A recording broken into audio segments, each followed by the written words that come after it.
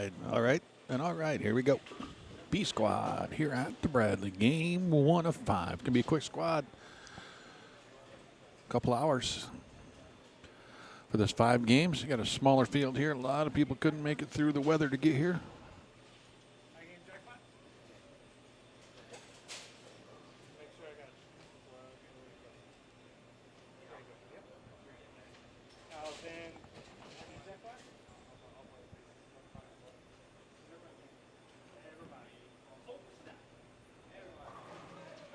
Got Brad and Kyle on this squad. Zeke Bates, Sarah Clausen. We're looking for Sarah. Should be on camera, I think, next game. Colorado Cody Shoemaker.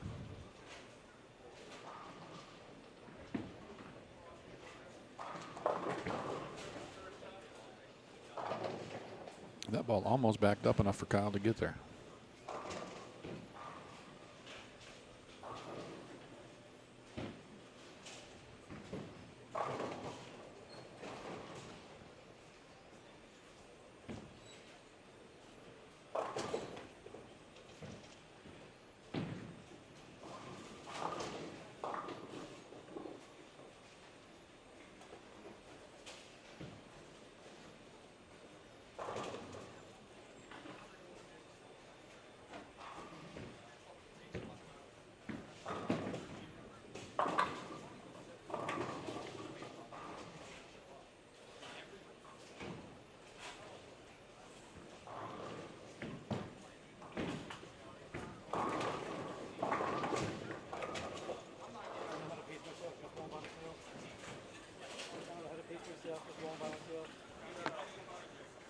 So cut from the morning block, minus 148 makes that top 50. 17 players do not advance. I think everybody's actually going to make the cut here on this afternoon squad. We have less than 50.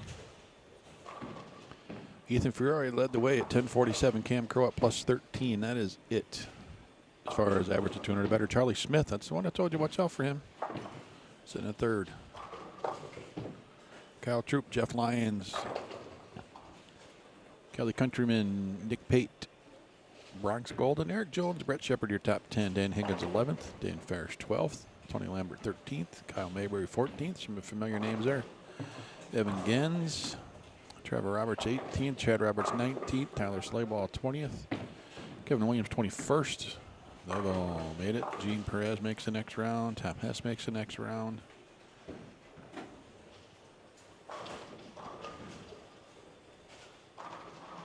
Newt McClellan sneaks in at minus 148 by 6 pins over Hayden Fowler.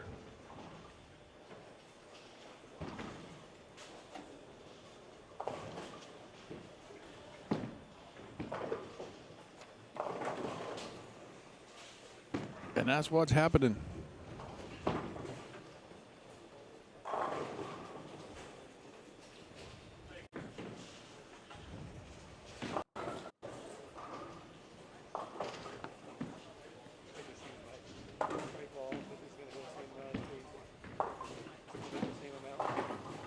John Wilcox, I don't think the top prize is guaranteed.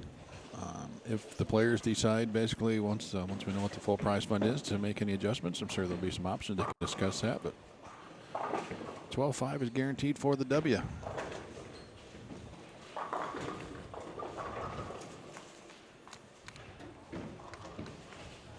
That's what these players came here to bowl for. So I'd keep it same if it was up to me.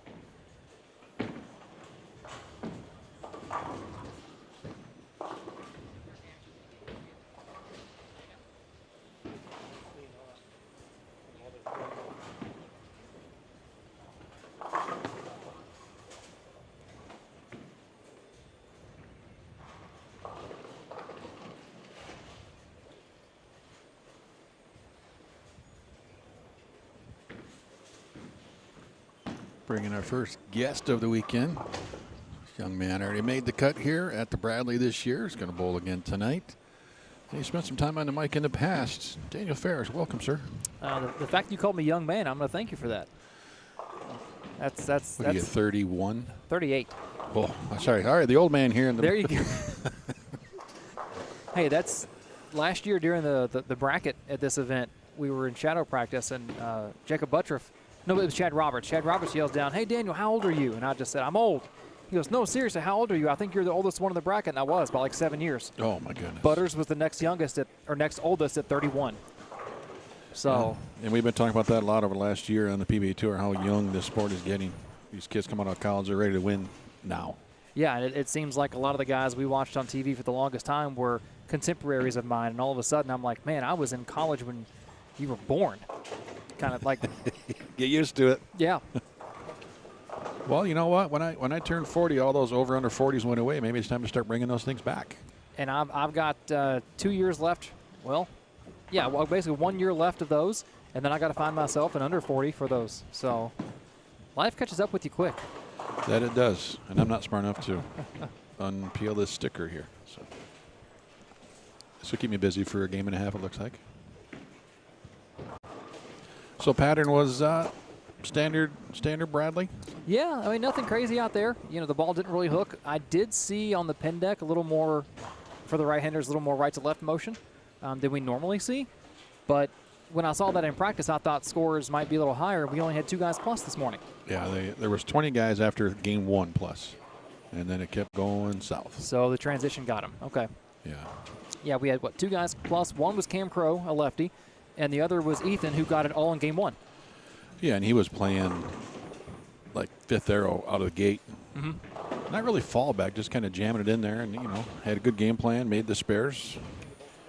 But understanding this format also, I think, is pretty important, right? It's not just come out and try to get a bunch of score. It's like first round, make the top 50, because nothing carries over. It doesn't matter. Exactly. First or 50th is irrelevant, unless side action, of course. But I've always treated the Saturday morning, being the spare shooter that I am, I've always treated Saturday morning as kind of a practice session, because my thinking is if I do what I do, I'll make enough spares to make Saturday night. And if for some reason I don't make enough spares to make Saturday night, then I probably don't belong on Saturday night.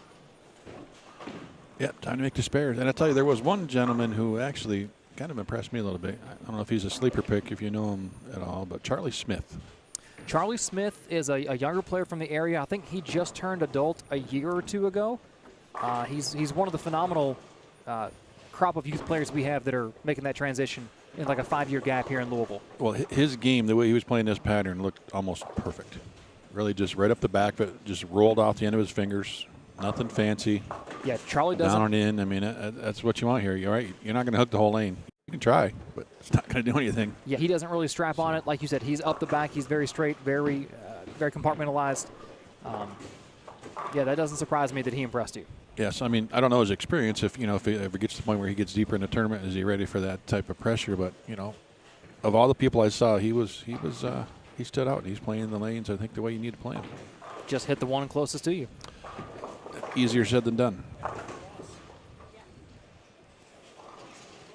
But yeah, nothing. This appears to be a regular Bradley. Missing some entries this year. The weather scared some people away, I think, and the date changed a little bit, but I think more weather than anything. It's actually not bad out there today. Yesterday sucked. That's all you can say about today's not so bad out there. Yeah, I mean, the major roads are okay, but it's kind of one of those situations here in Louisville where if you aren't comfortable driving in this stuff or you're scared to drive in it, just don't go out. Because as you and I talked about earlier, or me and somebody else talked about where the road plow's at. Yeah, they're not out on the roads. No, they're not. Yeah, no, they're not out on the roads. So I'm used to a little more action on the road after. No, from Michigan there you see plows everywhere, but around here they're not out yet. But roads are good. I drove downtown during the break again, and roads are clear there. So okay, they're getting there. But unfortunately, some guys that are trying to make the drive in didn't make it. So we've got everybody makes the next round here out of this group, the B squad. Because they're still going to take 50 as a number, and we're under 50 in this squad. So that's good news for these players. As you mentioned, we talked a little bit off cam. Maybe not the greatest news for some of the guys who missed cut this morning, but well, that's hey, that's the way it goes. It's that's the way the cookie crumbles, you know. So what'd you end up this morning? Minus 48. Okay. Would you do anything different if you'd bowled again? I mean, that's a pretty solid number. That's top 10, isn't it? It got to be pretty close. 12th. Yeah, okay. 12th. Yeah, I mean, minus 48, made every spare. I probably threw 8 different balls this morning. So I spent games 2 and 3 kind of playing the lanes with the right ball in the right area of the lane and went 2-2-0. And the other 3 were trying stuff out, trying stuff further in, different balls, surfaces, yada, yada, yada. How many splits? 3, and they were all pocket.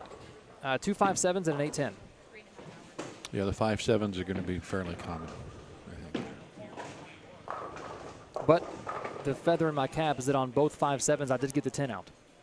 Well, that's a plus. I haven't left a 5-7-10 in this event since Lexington, since it was at Eastland in Lexington. So knock on wood. You still got time. I got 6 games tonight and hopefully 6 tomorrow. And maybe a couple more after that. Who knows? What's your deepest run in this event? Last year, finishing lost first round to Brandon Bone. But for being one of the few guys in the building whose rev rate is lower than his average, I'll take it. Had to think about that for a second, didn't you? A little bit, yeah. Great for averaging 600. Unfortunately, I'm only around the 230 range.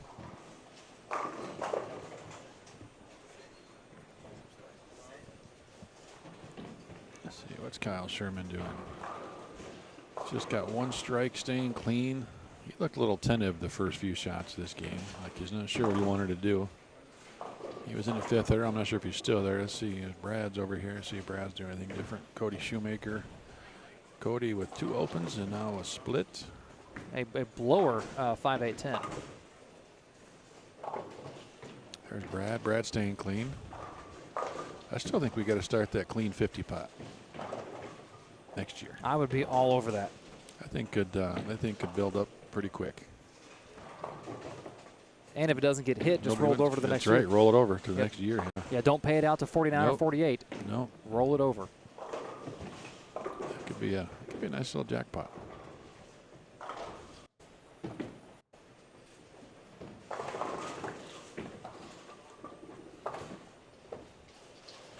So Kyle was still in around 5th arrow on his shot. Let's see what Brad does. He is out. Well, ish. Yeah, I don't hate that spot. You know, kind of what I just talked to you about Charlie doing. Just keep it simple, up the boards. Well, we saw with Tom Hessen how much you saw of Tom earlier. Man, nothing he could hit the pocket, but once the ball got there, it was like it was 4 pounds. You know, it just he had a pocket 5-8-10. Ooh.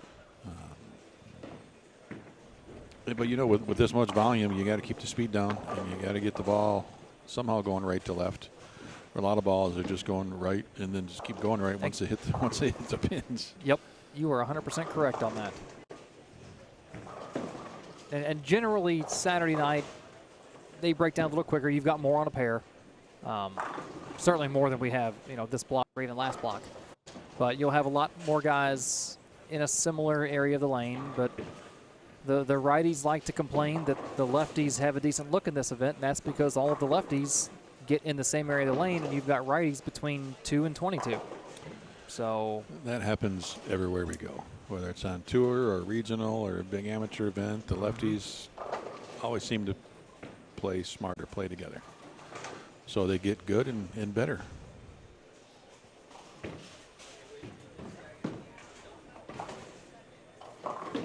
But you got to believe too, there's going to be a point where even in this event where the ratio of lefties to righties is a little bit higher, so lefties are going to hit some transition.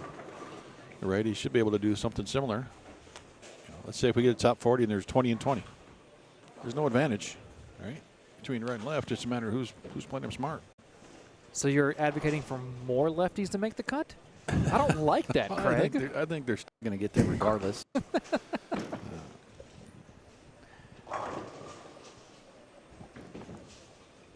It's like my generation cheering for a lefty is like the older generation cheering for a two-hander. Just you can't do that. Cody trying to come off the corner. Yeah, we should have played the game. What lane is he on when he was standing there in the approach? I was wondering. 40 or 41? I was wondering. And it's a big 4.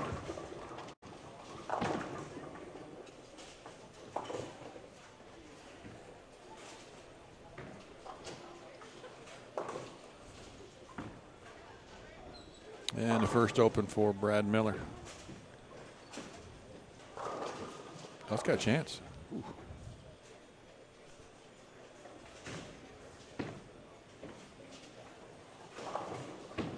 Staying away from those red circles. That's key to success here. Fill your frames, make your spares.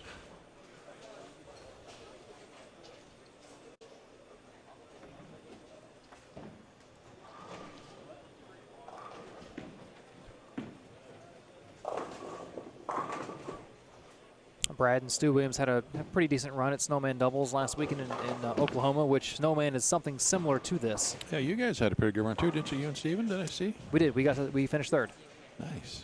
Lost to Dino and Maldonado in the de facto semifinal. Where'd you guys bowl at this year? What center? Fire Lake. Oh, in Shawnee. Yeah, yeah. Well, Dino and Baldy have a lot of experience and success in that building, so. They've won that event 3 times in the last, I think, 8 or 9 years. So yeah, and then outside of that, regionals, other events, yes. Yeah, Sean wins everything there. Yeah, he knows that building like the back of his hand.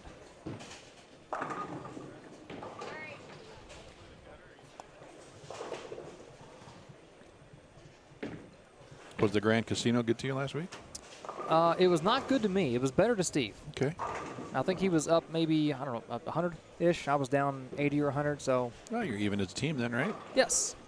Unfortunately, his profits didn't find their way into my pocket, so. I'll talk to him for you. We won't do any good, but. Well, he's that New York guy. He's so selfish.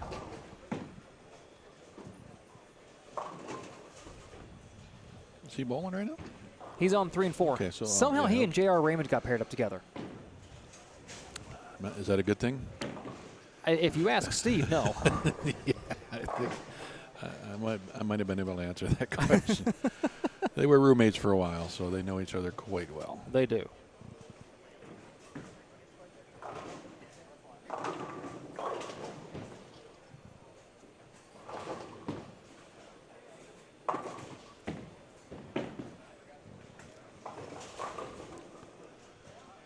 Well, just like that, game one's about done.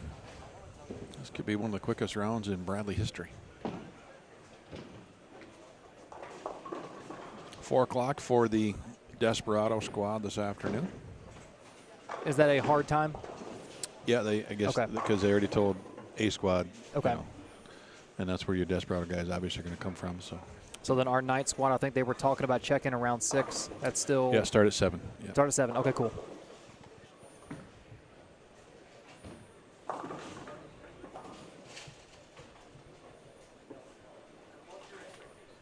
Yeah, we are all going to see a completely different breakdown and transition tonight with having, well, I guess 4 on a pair because we're using. I guess we're going to probably with 3s and 4s. I don't know. Maybe they'll just go 4 all the way across, use less lanes. I guess I'm not sure what the decision is going to be there. Yeah, they're not using 1, 2, or 51 to 52. So if you figure the 25 pair in the middle, 4 per pair, there's your 100. And then some will have 3 because there'll be some 3s and 4s in, but still there'll be more people in the building. It's going to be warmer. They're going to break down more. You got more traffic. You're going to see more surfers. I heard a lot of people talking when they were leaving this morning. They're going to use more surfers tonight. Which I've already got some adjustments being made to my stuff right now. Dad took it home and is working on it for me. So is there anything in triple digits on your surface wise, or is it all? I don't go that low. Double. I don't go to the 2 digits. I mean, no. You know, last year I made top 8 and I had nothing rougher than 800. I don't worry about getting the ball to hook because my rev rate, you know, all joking aside, I'm not going to get a ball to hook. Most people aren't. I get it to hit. If it can hit, that's all I care about. So that's my game plan here. Get the ball in that 1-3 and hope there's something left on it to knock the pins down. It's a good strategy. Yeah, we'll have, like you said, more people in lanes, more spectators, you know, with Executive shutting down this week. The Fair Board has reclaimed their land, so to speak, so Executive is done after tomorrow. We should have a decent number of locals here tonight, and hopefully tomorrow. Yeah, I didn't realize until I was talking this morning I might not be welcome back in this city because this is the second bowling center I've done the last event in. We did NAIA at Collins, Eastland. Where the Bradley used to be. Where the Bradley used to be. And we locked the door Sunday on the way out. Oh, I didn't know that. Yeah, wow. Yeah. Okay, then. And then the last PWBA stop at Golden Pin in Tucson, we literally shut the doors and turned the lights off on the way out. So this will be my 3rd center shutting down. So you've shut down 3 centers. Yeah, Craig, I like you, but just stay on your side of the Ohio River then. Wow. It's an inevitable fact of life. 'Cause property values are worth way more than the buildings. Sarah Clausen, she just going with the direct line. I didn't see when she finished game number 1, but her practice I watched, she was just kind of just trying to kill it, hit the 1-3. And She bowled. I know that she bowled collegiately. I know that name. I feel like I should know who this is. Know who Sarah is. I've heard that name a lot. yeah, Wichita? She bowled for Team Canada, I believe, right? There's a lot of Sarah Clausen. She's got a massive YouTube following. I'm not a YouTube adapter. I think I'm a generation or two before the YouTube streamers. Yeah, Wichita. Okay.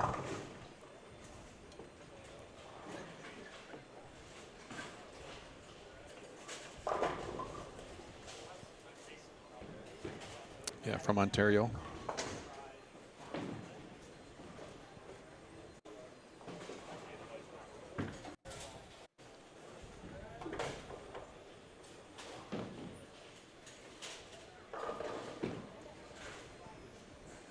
Let's see, somebody just told me this, but I didn't believe it. She just shot her first 300 a couple days ago.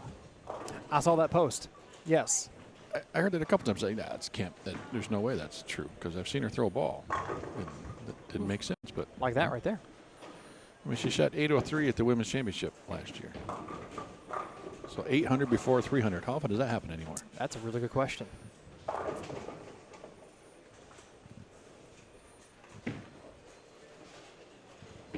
I got a guy that bowled in the same league that I bowled in many years ago. Shot his first 8 before his first 7.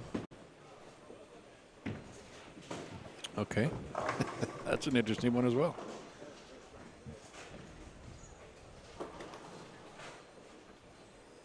I think the most interesting number I've been a part of is we shot a 31-20 team. Not a great number. Mm-hmm. But did not shoot 1,000. Wow. Like 12 something one game and then sub 1,000 the other. Wow. two. I was trying to do the math in my head and it wasn't mathing right. No, it was tough to math that one.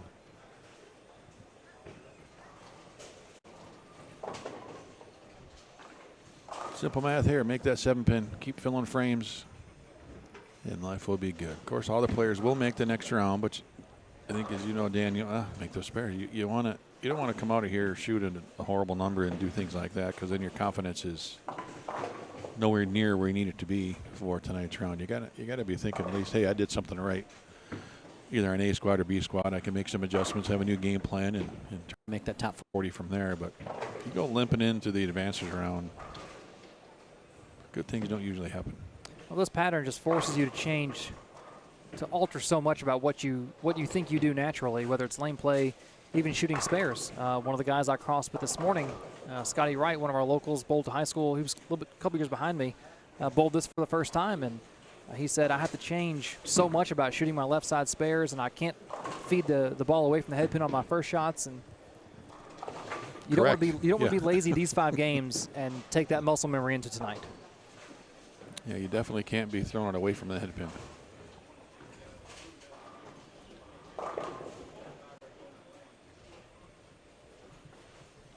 I mean, even as good as we saw Nick Pate bowl this morning, he got in front of us and threw it in the gutter at 20 feet. That's impressive. So it was going the wrong direction, and it's not going to recover.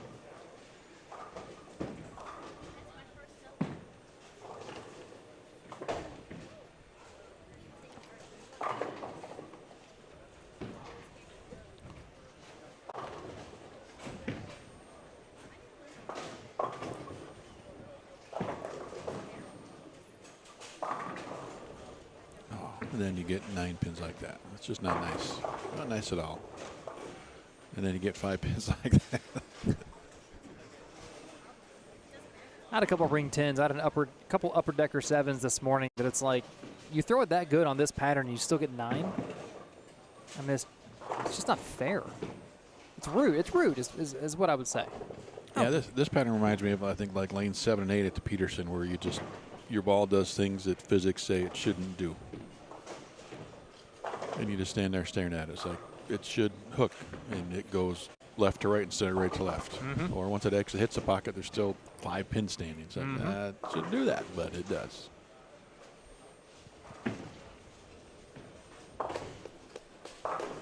I was actually surprised that Cam Crow bowled the score he did relative to the field, because he throws pretty hard. So it means he had to be poking his right eye out with release, going. There was no left to right. It was just try to get to go right off that left corner. Just over his right toe. Yeah. Well, that's what Steve and I joked about, as we get 3 weekends of throwing the ball over our left toe, because we bowled Snowman last weekend, which are lanes that are run by hand with a spray bottle and a mop, and then Bradley. And then next weekend we're going down to Nashville for the 50-foot version or 52-foot version of Badger.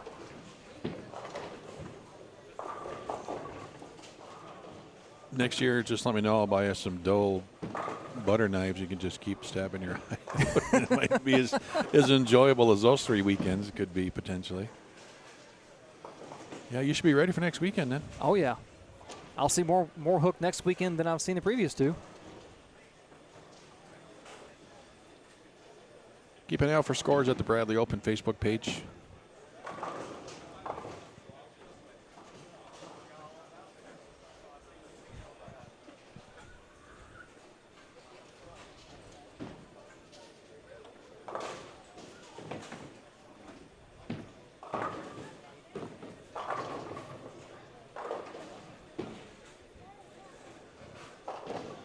See, Sarah laid that down right about 1.5 board. Took a little bounce.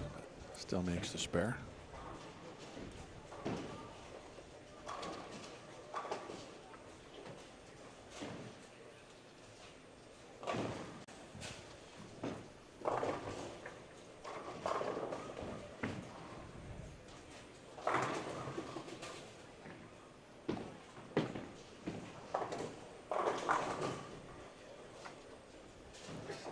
Yeah, we're so used to seeing the afternoon block at the Bradley have a higher, I guess, well, a lower cut, a better cut than the morning squad. But with having so few in the morning squad, the lanes didn't really transition, so a hook spot never developed, and you've got less on this block.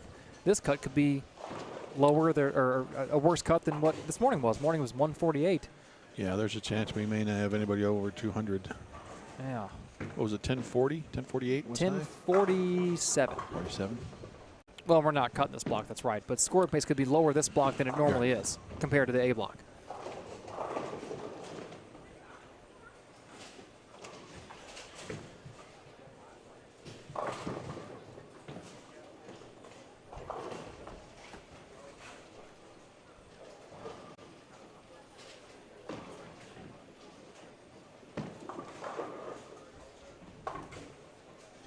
I know I heard a guy this morning that was using 80 grit on something. Yeah, we've heard that a few times in this building.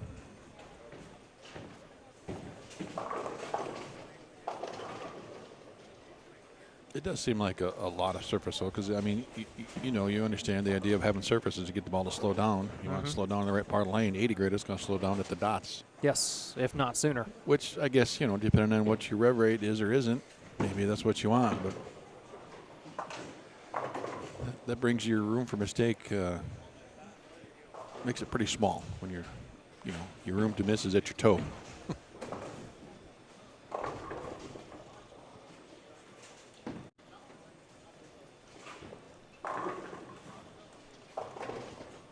Well, and our thinking was that Snowman would prepare us for the Bradley, but Snowman is generally, it was run with a spray bottle and a mop. Well, this year they actually put a pattern out and then started the spray bottle at about 20 feet. So the first 20 feet of the lane was an actual pattern. So we all brought all this surface that was prepared for the oil that was 20 feet down the lane, not in the first 5. So the fronts completely went away.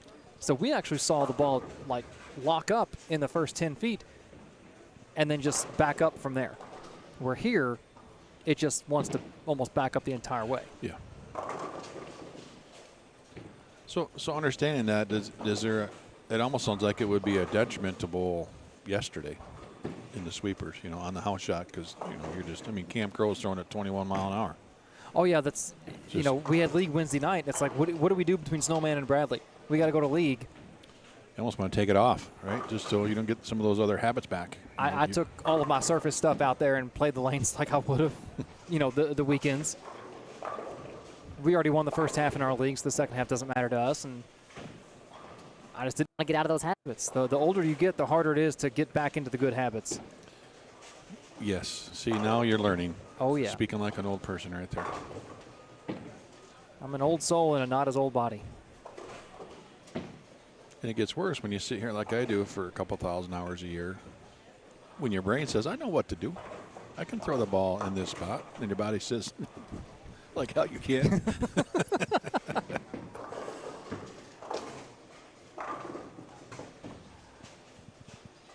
And you still see missed spares. So the first 24 frames I watched this morning, the 3 pairs right here in front of us. 24 shots. How many open frames do you think there were? Well, I know that I was one of them with my my 5.7. 24 frames. I'm gonna say you saw. Since you're saying it in that way, I'm gonna say you saw 12 open frames. No, there's 9, but yeah, okay, good guess. Yeah, 9 opens the first 24 shots. Yeah. And I'm thinking the missed makeable. That wasn't even caught makeable. That was splits and everything. But I'm thinking I think that number's a little higher right now, percentage-wise. But you also got to wonder how many of these players, like we talked about, are taking this serious, and how many are just logging their 5 games because they paid for it. You know. Yeah, I mean, I think if I'm the person that's trying to pick a winner later, I'm going to keep an eye on that, because you don't want somebody phoning it in like we talked a few minutes ago. It's not going to help you. You gotta try to get things lined up. This is a great chance to try different bowling balls, try different surfaces, but still make your spares. You know, mentally you can't let up.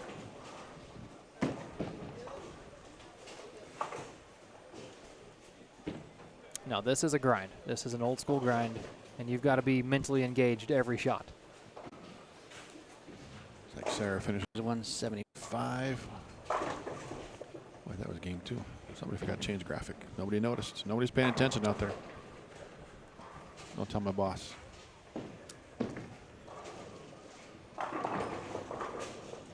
Was he in Reno? He was in Reno. We were both in Reno. Now he's in Cabo. That's why. Okay.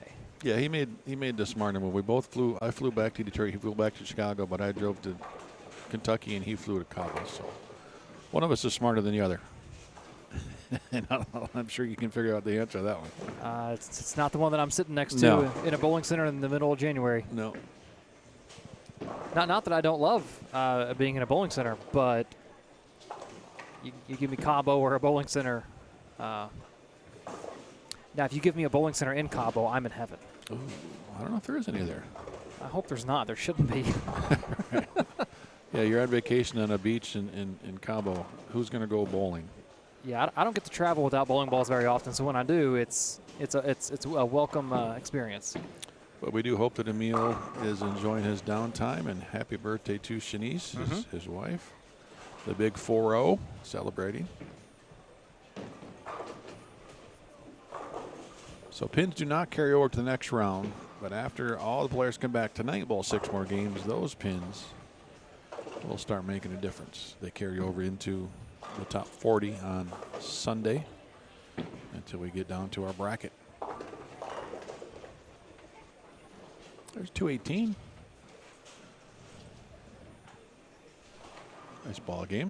Clean. Clean. That's what I'm looking at. It's clean. With a couple 6 spares in there too, so there was some work done to keep that one clean. I guess 1 6 spare. Well, there's an 8 spare, and an 8 spare on this can be as difficult as a 6, depending on what 8 it is. So what is the conversation in this area leading up to this tournament right here? People know this tournament's been around for could be almost 40 years. This right? is the 45th year. Yeah. So everybody knows this is always tough. It's been known in the Midwest as a tough grinder. You get some of the best players that come out. You look at the list of champions; it's pretty impressive. But what is your just league? Do people talk? Hey, I want to get ready to bowl to Bradley. I'm gonna, does that conversation happen, or do everybody realize, oh, this is going to be a rough weekend, but we'll give it a shot? the conversation around this tournament locally isn't as prevalent as it was, let's say, 10 years ago. Once the first place prize and the entry fee went up, it did deter some of the locals from bowling. So it's not as talked about now. It's more talked about now in the sense of, hey, local so-and-so's bowling, good luck, you know, go get them, yada, yada. But it's not, hey, I'm going to be bowling with you. Hey, I'm bowling the Bradley for the first time. Hey, I'm going to give it a shot. You know, we don't get a lot of that anymore because of how steep the numbers have gotten. Is that just because it's brought in a stronger field, you think? That too, yeah. I mean, the locals who might spend, you know, $180 to bowl the Kentucky Open, which is a multi-day, multi-pattern, multi-bowling center type format. The guys that will spend $180 to bowl that against, you know, guys like myself will look at this event and they see it's double the entry fee and they're bowling against Kyle Troop, Nick Pate, Brad Miller, Kyle Sherman. I mean, Simo's bowled this. Tommy Jones has bowled this. Wes Malott shot 3 300s. Wes won it in a 28-hour period a couple of years ago when he was at Ken Bowl. So it's a combination. No, that was at Eastland. Of the entry fee. It was at Eastland. Ken Bowl. Because I was there for that one. I've been to Ken Bowl. It was at Ken Bowl because that was when we went to the HPLs, and Ken Bowl has a lot more built-in friction than this place. And Wes ran him over that year. Is Ken Bowl the one that has like more lanes on the other side? No. Ken Bowl's just straight 36. Well, when you get old, your memory goes too, so get ready for that. Oh, I've already experienced it. But yeah, they look at you know, entry fee plus the quality of the field, and don't talk about it in the frame of I'm going to bowl this every year. It's more of I'll go watch. Good luck to the ones that are bowling. So it's just the ebb and flow of tournament bowling.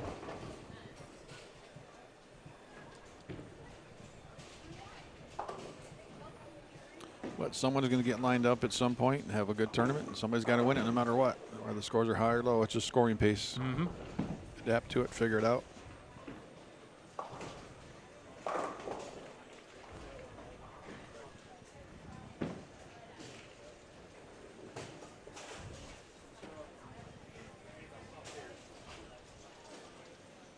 Jimmy Grago has a possible decent game going. One open, 3-bagger.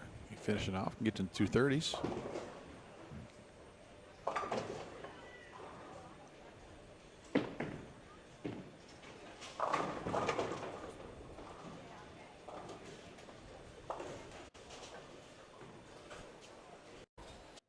Wow, that ball read it in his backswing. Just got a text from the Chris Hester, who is not bowling this year. He said, my strategy was always left thumb in right ear when he bowled this.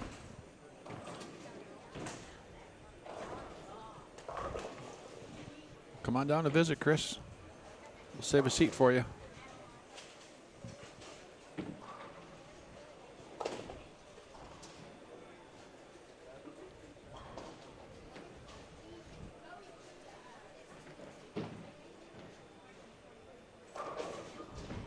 Took me a minute to decipher that message too, because I forgot he was left-handed for a second. Yes, Chris is very much left-handed. Like, wait a minute, right here? No. Oh yeah, that's right. And he acts like it too. He acts like he's left-handed. Shots fired. And I'm not going to elaborate any more on that. He just acts like he's left-handed. Oh, how about back-to-back Brooklyns? I mean, it looks good on the board. Scoreboard doesn't discriminate. An X is an X. I'm Craig Elliott with Daniel Ferris to my left, joining us here this afternoon for Game 2 of B Squad, Game 3, 4, and 5. Obviously coming up after this. Smaller squad here this afternoon. So no cut for this group of bowlers. But a great practice session, chance to try some different stuff. And for Jimmy, it's maybe less surface.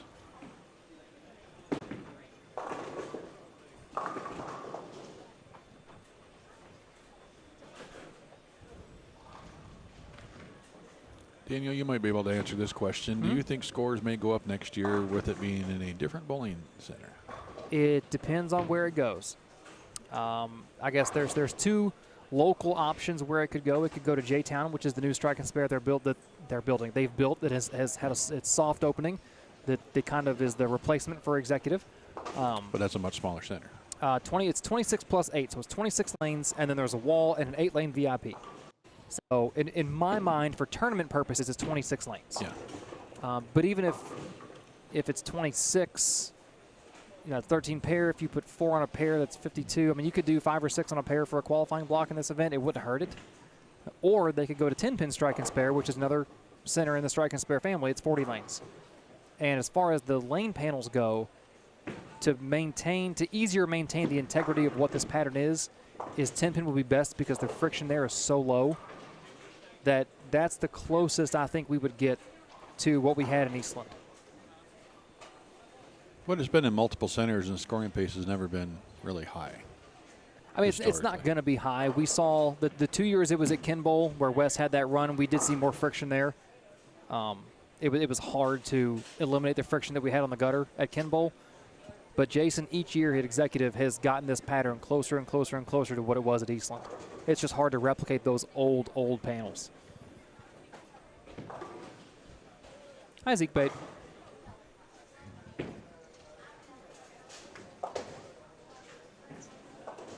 But if they didn't want to keep it in Louisville, they also have the option of a couple strike and spare centers up in Northern Kentucky. You've got Western Bowl over in Cincinnati, and then I think there's another house in Northern Kentucky that Strike and Spare acquired. I think it was Super Bowl, I think, that they could take it to. So they got options. Hey, Sebby. Jason has options of where he's going to take this event. But I'll be there no matter what. Let's go to Vegas. Well, there goes the no matter what. Fine, not Vegas. No. For so many reasons, I'd much rather stay local than fly to Vegas again.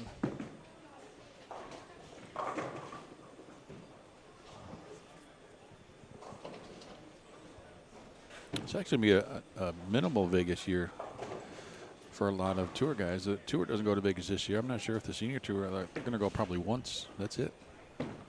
Supposed, I think, 5 trips last year ahead to Vegas. And Nationals is in Baton Rouge. Baton Rouge, yeah. Reno's my second home this year. We spent 6 days there in mid-December. Just got back from 9 days in Reno, and then we'll have almost 5 weeks in February, March. Is that World Series? World Series, yeah. Okay. World Series and the Nevada Classic is actually an event before the World Series at Coconut Bowl, which is just 15 minutes from the National Bull Knight Stadium. Okay.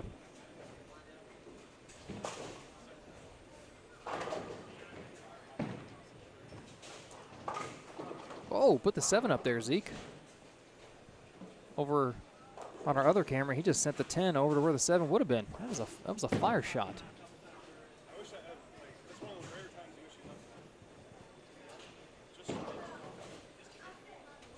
Jump over here and watch some Zeke bait. Zeke and Phil Watson. Phil bowls a lot on the Central Regional Tour. Yeah, he's bowled some tour stops and PTQs.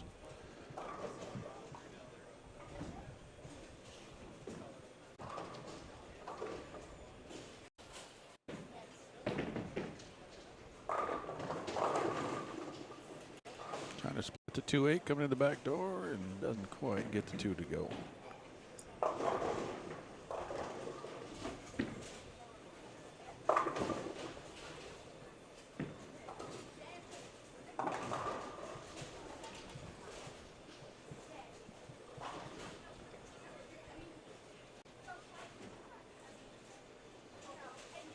Zeke looks to be a little further right, unless he has a big drift built into his game. Okay. Piping it right up 15. Yeah, I like that. I like that a lot. Zeke, an Eagle winner at the USPC Open Championships quite a few years ago now. It's been over a decade, I think. Has. He was young when he did that.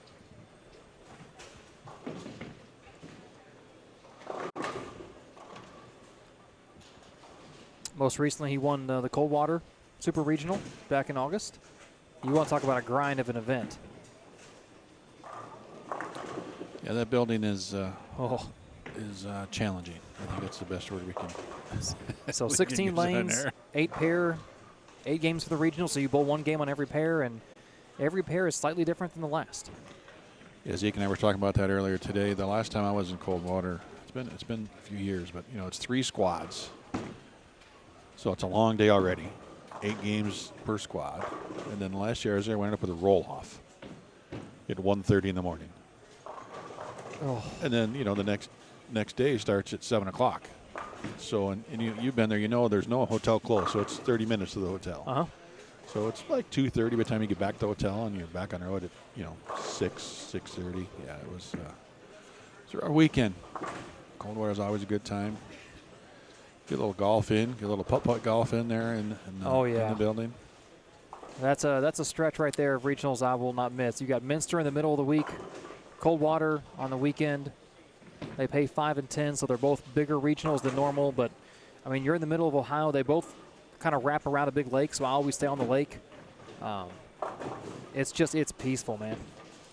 And here's the biggest oddity I've ever experienced in my 13 years of doing this. Mm-hmm. The absolute best internet in the country is in Coldwater. Is it really? Yeah. Nothing but corn for miles. But somehow their infrastructure, they put in fiber optic years ago, Mm-hmm. and it's unbelievable. Remember we went there and run a speed test the first time, and it like pegged out. It's like, well, this can't be right. It's wrong with my computer. Run it again. What the heck? Yeah. You get like 1,000 up in Coldwater. Yeah, they know how to take care of the bowlers, the spectators, the live streamers, the broadcasters. I mean, they do a phenomenal job at that event. They got the putt and ice cream shop right next to the bowling center. I mean, yeah, and all I learned that year is that A.J. Johnson and Chris Valley, they cheat at putt. That's what I learned. well, if they learn from Ronnie Russell, then Charlie Brown and I played really good, and we were a distant second. So, to those two, yeah. I mean, forget the fact that they're both good golfers to begin with. But exactly. I still think they cheated.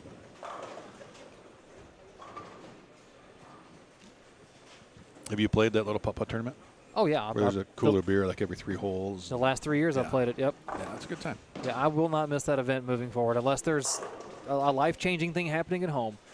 Now that's a good little just 6 days to just get away from the world, go to the cornfields, sit by the lake. Minster takes care of us. They got the spread. They got the $25 all-you-can-drink bracelets on Tuesday and Wednesday night. Yeah. Oh yeah, or Wednesday, Thursday night. Sounds like a good deal. Yeah, I don't know if he accomplished it, but Ronnie's goal this past year was to drink every beer on tap that Minster had at Community Lanes. It wouldn't shock me if he accomplished it. But that was just if you're in the Ohio, Indiana kind of region and you're looking to you want to bowl some regionals and have some fun, those 2 events are That's well Doug Davidson's worth it. place, right? Yeah. Yeah. Bowler store.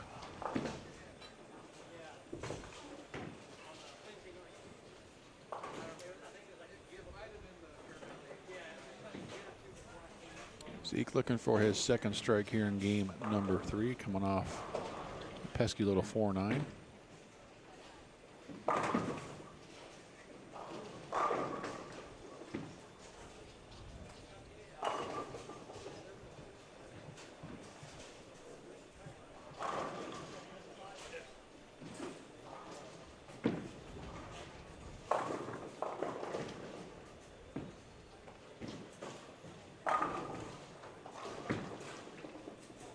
So, Daniel, if there's somebody out there watching thinking they're going to come bowl this next year, what advice would you give them? How do you prepare? Be prepared to bowl on something you've never seen before. If you're bowling this for the first time, odds are you probably haven't bowled anything like it. All joking aside, you want to hit the head pin, whichever's left hand, right hand, hit the 1-2, 1-3. Even if you're right-handed, you can hit the 1-2 and still strike. There's no shame here in how you knock down 10. Some guys will hit their bowling balls with 360 or 280 grit. Some will ruin bowling balls with drywall screen or 80 grit. Myself, I tend to go a little smoother because I know that the ball's not going to hook. I want to get it to hit. But just be prepared to shoot spares. You're probably going to shoot some pin combinations you don't normally leave in league bowling. And just get ready to be frustrated. And take that trip forward and run. Right yes. That was a trip 4 on a double, so it's kind of like a 5-bagger.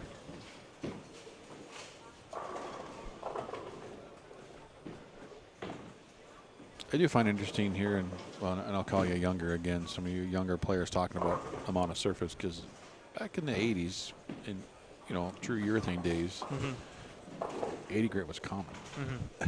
It was like, you didn't go past 500, right? This didn't happen. We went to the hardware store, bought some of that. You had the green 3M pads, and you had the black 3M pads, right? And then there was razor blades. If you really want to get some grit going. Before Abralon pads were a thing in the pro shop, we would use burgundy and gray 3M pads. Yeah, just go to a hardware store and buy your sandpaper. We've learned a whole lot since. And obviously how to treat cover stocks properly, not abuse them until you get to the Bradley. And then you abuse them, yeah. There are a few guys, my doubles partner Steve included, that have said they prepare to ruin a handful of bowling balls for an event like this. Probably 10 years ago, I was doing Longview doubles, and Kevin Williams is there, Michael Holloman, you got Simo, they all kind of bowled together, they're grouped together, and they were down there in practice session on Friday. I went down there talking to them. Yeah, we're putting surface on the ball. We're just putting a ton of surface. We got 500. What? So we give them a little education. Of course, they've all learned a lot since then. But they have. Yeah, but there was a time when 500 was a ton of surface on these reactive bowling balls until you get to the Bradley. It was 8 years ago. 8 years ago, yesterday or day before, popped up on my Facebook memories that bowled at Bradley, because it used to be the first weekend in January when it was in Lexington. And so this would have been, I think it was 16, so it was 9 years ago. The last year that it was in Lexington before Eastland closed down. And I tied on Saturday night with some kid named Anthony Simonson. And I always wondered what happened to him. Yeah. He threw it pretty well. He kind of impressed me. Yeah. Maybe someday he'll get back into it. He should. He was a pure talent. I've said it before, and I'll say it till the day I die. He is the best bowler I've seen throw a bowling ball in my lifetime. Think so? It's not, no question. Yeah, no question. I mean, there's a lot of great players out there. No disrespect to any of them, but when he decides, if he's going to walk in this bowling center, any bowling center, says, I'm winning this week, there's not much you're going to do to stop him. I'm not going to disagree with you. It's just a matter of, does he feel like winning that week? You look at what he did at the Masters a couple years ago in Detroit. Yeah, day one, Simon's winning. Right, this tournament's over. Oh, look what he did to Martell. You remember it was last year, right? Or 2 years ago. 2 years ago. Masters was D-Ron this 24. Yeah, 2 years ago at Thunderbolt. Yep. In the the 1-2 seed match. Martell was bowling good, and Simon just comes out, shoots 845. Thanks for playing. Not even going to give you a chance. He wins a tournament. Yeah, he's pretty amazing. No, I mean, there could be someone else that comes along, because you got these young kids now that learn to throw it two-handed, up the right side, up the left side, all the different tricks they have. But right now, Simo it's not even. No one has contest. More tricks in their bag than he does. In his loft game, not to get too deep into someone that's not bowling, but his loft game, if you watch, why it's so impressive is it's parallel. It's not arc, right? Correct. I mean, it's not up down. Hey, look like Tom Doherty, his ball arcs. He can loft it, but it's up and down. Where Simo is just parallel to lane. So once it hits the lane, it's reading instantly, right?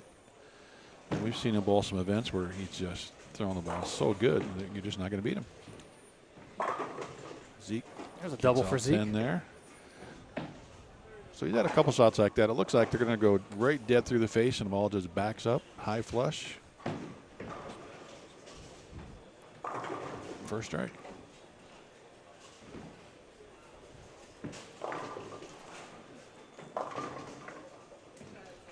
Have you bowled the Peterson? 4 or 5 times. Okay, so we got another question here, and I'll try to answer this one. You can tell me what you think. So which is better to bowl, the Bradley or the Peterson? Is it more challenge because there is a playable shot out there? Well, the Peterson, it's all, every pair is different. Correct. Right? At least here they're the same, in theory. Playable, I'm not sure that's the right word.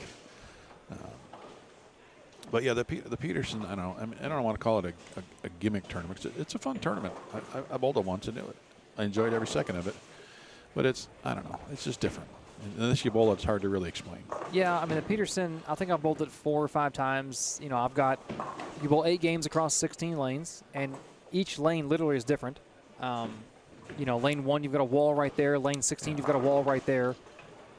So I've shot 1,200 for 8 at the Peterson, and there was one year that if I double the 10th, I'm leaving that year. I didn't double because it's very hard to double at the Peterson. So I've experienced both the ups and downs of that event. And I don't know that I would, like you said, I don't know that I want to call it a gimmick event, but it transcends what the definition of tournament bowling is just because of how weird they can be, some of the things that go on during that event. Yeah. But you know that going in, so you don't. Exactly.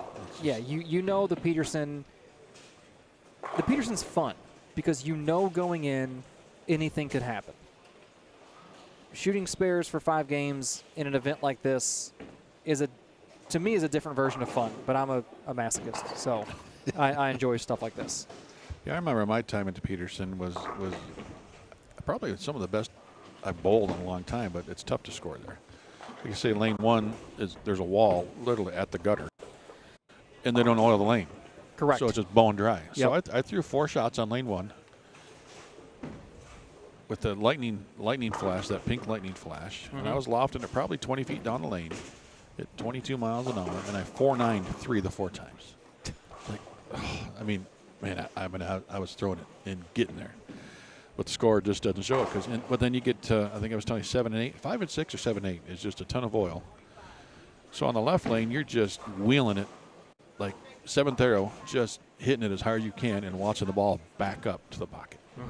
You know, and so your eyes are like, well, it's not supposed to do that. But it just did. So every pair is different. You'll hit a puddle here, a dry spot there. The pins are off spot. So, I guess to get back to that question, if I was to pick to bowl one, probably the Bradley.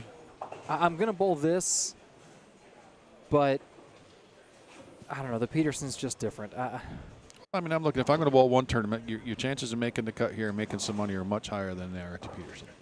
Because if you look at the list of cashers at the Peterson every year, it's some of the best bowlers in the country, year in and year out. You know, your Rick Harris, your Liz Johnsons, your Adam Bardas, those, they're, your top 20, 25 are going to be the same just about every year. Whereas this event, your winners are always pretty talented. There's been a lot of tour guys that have won it, but if you start looking, you've got a lot of other guys, that have been able to get in there and make a little run, or even just cash. Right? And that's the idea. When you get a tournament, you want to try to get some money back. So I like my chances to get money back here better than I do at the Pete. I mean, if I can bowl, obviously we bowl to win, and we bowl to win money. But if I can bowl and break even on the weekend or on the trip, then it wasn't the worst experience. Question here, too, about EJ. I think EJ has bowled this before. He's bowled it a few handful of times. We haven't seen him in a couple years. But I don't remember what his success has been in this build or in this event.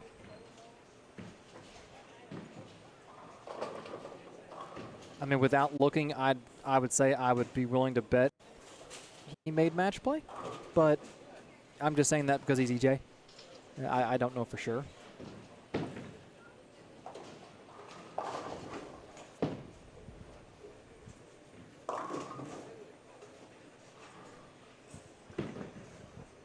I know we are missing 2 locals who could both be a threat in this event. That's Brandon Flora and Matt Ogle. But with their jobs as snow removal, I'm pretty sure they're getting paid. Yeah, Matt's probably fairly busy this weekend. And so is Brandon. I thought Brandon worked in the shop. No. No? No, Brandon does some farm and agricultural work, works construction. And right now he's clearing snow. He's been clearing snow for like 6 days. I don't think he's been to bed yet. But those guys are two guys that would be threats to win this any year. No doubt. And they're taking the guaranteed money, moving snow around, and I can't blame them. Yeah, Brandon's one of the guys that we talk about. You know, he's ready to have a breakthrough year, make a few PTQs, and make a deep run in a tour stop. He's got the ability. It's just a matter of putting it all together at the right time. I mean, he's got all the God-given talent in the world. Oh, no doubt. He just needs to acquire the skills to compete on the PBA Tour, because the skills to patience, compete, just patience. The skills to compete out there are different than the skills needed to compete in a high-level amateur event. The transition is different. The ball roll needed is different. I can't do it. That's why you'll never see me out there. But I'm also 38 and past that point in life. That's all good. You got time? No. I got that PBA 50's coming up.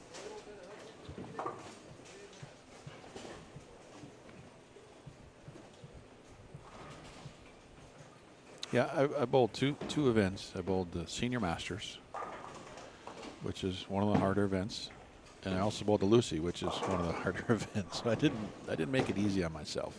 No, you didn't. In practice, I won the trophy in practice at the Lucy. Dominated. I could lap the field. I had 5 bowling balls, and they all struck, it seemed like, from everywhere. So I was feeling good. Then we get into the event, and I never shot over 196. And then, yeah, exactly. Two pin from everywhere with every ball that struck the day before. So that was quite a lesson learned. Yeah, at this rate, I'll never bowl the Lucy because it falls on the same weekend as the Kentucky Open.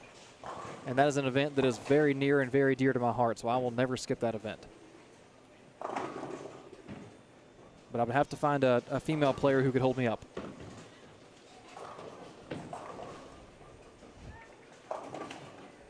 The 25th year of the striking against breast cancer mixed doubles this year. Is it really? Yeah. Wow.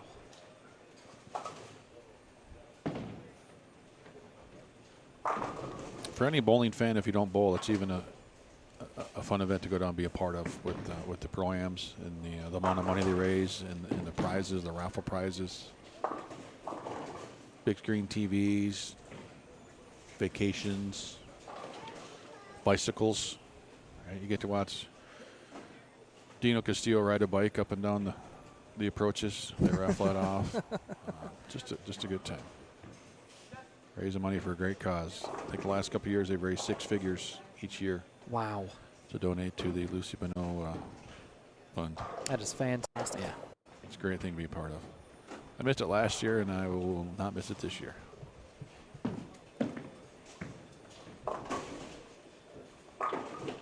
We already in game 4? Wow. We are. Yeah. Wow. We're cruising.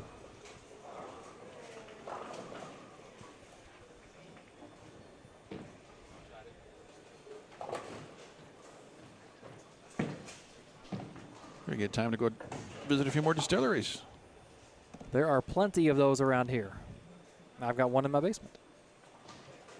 Well, then I'll go visit that one. I mean, it's all distilled at that point, but and bottled up. But That's no fun.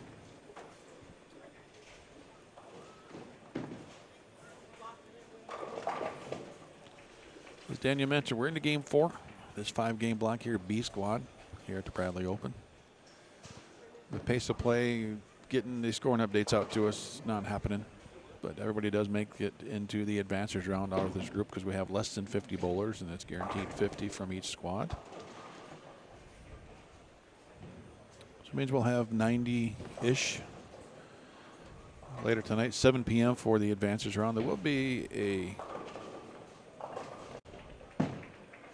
Desperado squad this afternoon. If you don't know what that is, it's 2 games.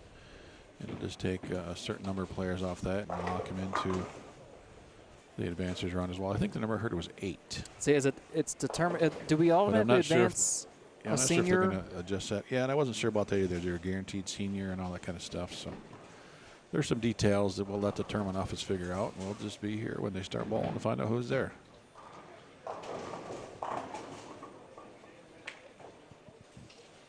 Because if we're using 24 pair, what, 4 in a pair is 96. I don't know how he's going to break it down. All of them then. But we don't go more than 4 a pair. So if we're 26 pair, then that's 104. I don't know. Math. It's not mathing again. I'll let the tournament director. Yeah, that's what I was thinking. They'd take 4 off the Desperado. That way it's 4 a pair on every pair.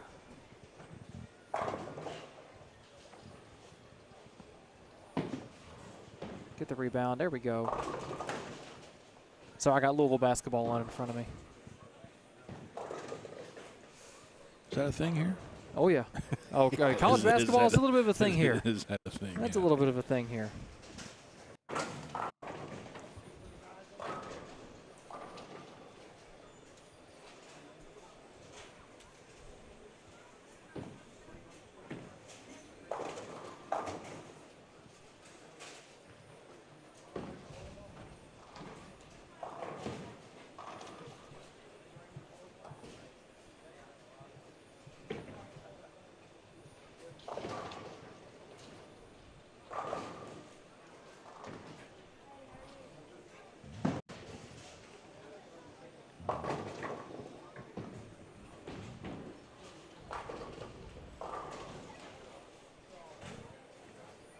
So is Louisville the only university or college here in the city? Is there?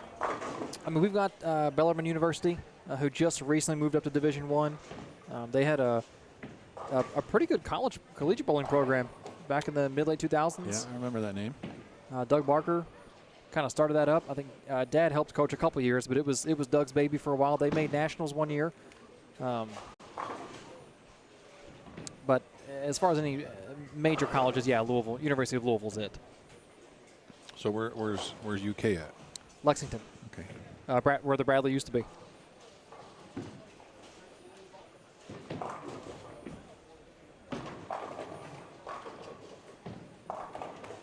But they are close enough in proximity that you can feel the hatred between the two.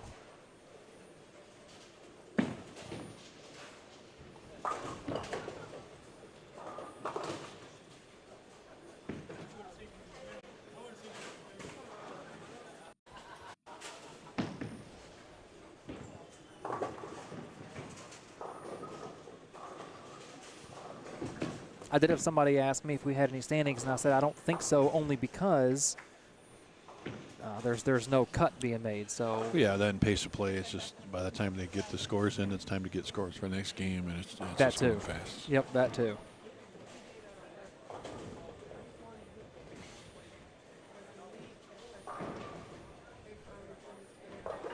Got Rob Forrest on our screen here, lefty from here in Louisville, told me that he was laying in bed earlier, wasn't planning on bowling, but messaged Jason and said, hey, you got room? And Jason said, absolutely. And Rob decided to come bowl, and he just happened to pick the squad where he's going to automatically advance no matter what. It's a good one to pick. But Rob and then Steve Novak, his wife Tracy, and myself had I think it was two or three seasons ago, had the highest four-person mixed team series in the country at City Tournament here in Louisville. It was series or game? I forget which one it was. I think it was series. He's a good lefty. UK fans, you can see in her shirt. I don't hold it against him. Is Tracy bowling too? She's not. Oh, I saw she was here. I don't know if she's bowling. No, she's down there babysitting the kids. Babysitting Steve and JR. Yeah, the kids, yeah. And Yeah, SJ and Lexi are taking care of themselves. Right. No, SJ is Stephen Tracy's 5-year-old. He left his phone at home today. And you want to talk about the meltdown he had. Yeah, meltdown. Oh, he's having a bad day.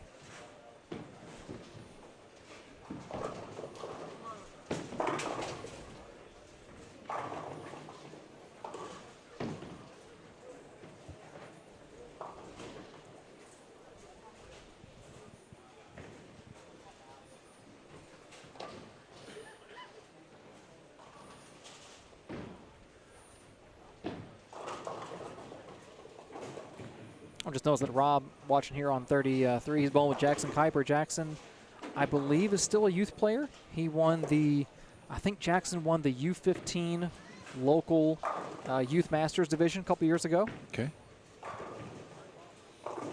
Talking about that crop of young players in Louisville that are in that like 5 to 6 year range of one another. He's one of them.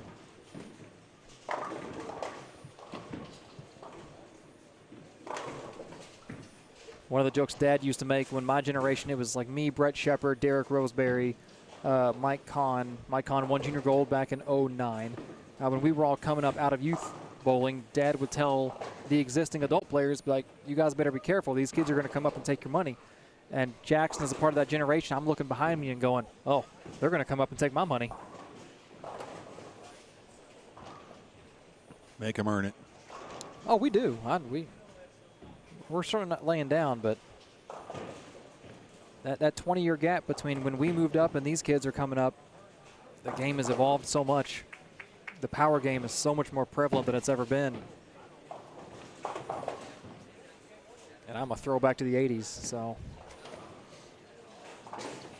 Yeah, I was in the wrong generation for bowling as far as it goes, because back in the 80s and 90s, I had all the speed and power you needed, and it wasn't always a benefit. Early reactive, you had a lot more washouts, a lot more 210 combos. But with the equipment of today, Would have been probably a pretty good time. See, I've always said that I was born either 20 years too early or too late, because So you need to be back on lacquer. I've got the game of the set to fit in with the 70s, but I can also two-hand it. But a 38-year-old two-hander, I'm not going to make that transition. So I needed to enter this world earlier or later. C'est la vie. Just adapt. You figure it out. So I do think, Mike, that the entries are definitely affected by the weather. A little bit of the date change, but I think as much weather as anything. There were still 130 or 40 names that were supposed to be here this weekend, and we probably lost about 40 or 50 of those for various reasons. And it's not just the weather here. If you look at the weather forecast, it's pretty much the same all over the country. It's like cold and snow or ice or rain, except California, where they need. Which would be, rain. it'd be fantastic if some of this could just be sent out the West Coast. What's going on out there is just unimaginable. I flew into LA Wednesday morning when I left Reno. Oh gosh, it was pretty surreal. We obviously went out and came in over the ocean, went through the smoke, which was one heck of a bumpy ride. But just looking out into the mountains and seeing, from 30,000 feet you could see the flames. That was pretty wild. Yeah, probably the bumpiest, and it was windy. And that's what's causing. Even almost landing, the plane was ready to go sideways. So yeah, the winds out there right now are just horrendous.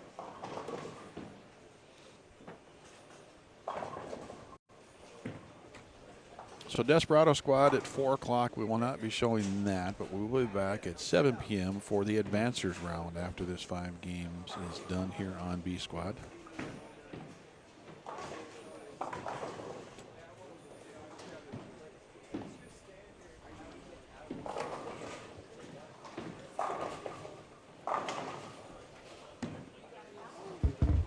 Oh, good pass.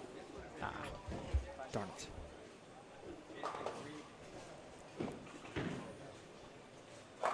I'll go check with Jason, see if I can get a hard number on that Desperado. Okay, sounds good. On 1? Number 2. 2.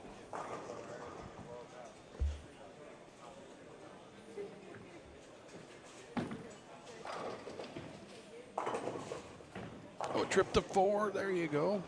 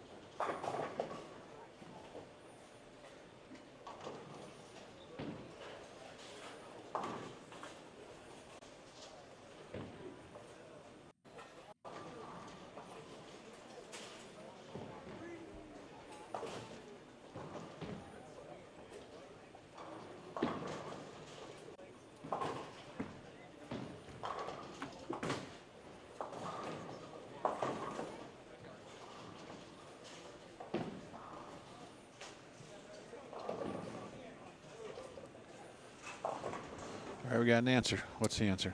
All right, so Jason said he's not changing anything from what the flyer says. We are taking 8 out of the Desperado, Okay. which as of right now would give us 100 for tonight's field. There is one player whose name I will omit because we're not sure if he can make it, but he had some car trouble on the way, who is a pretty heavy hitter that could make it. He had entered for the tournament, had paid his spot, was supposed to bowl this squad, had car trouble, but because he paid his spot, was told if you can get here, I don't care if you throw one shot. Sure. You're in. So we could have 101, but as of right now, it's 100. Okay.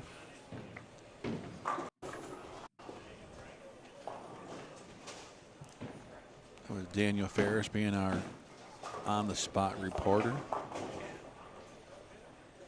That's not sideline. What is that role called? Not sideline. Investigative reporter? Well, I guess concourse reporter for there we go. bowling Concourse sake. reporter. Yeah, concourse reporter. We'll go with that.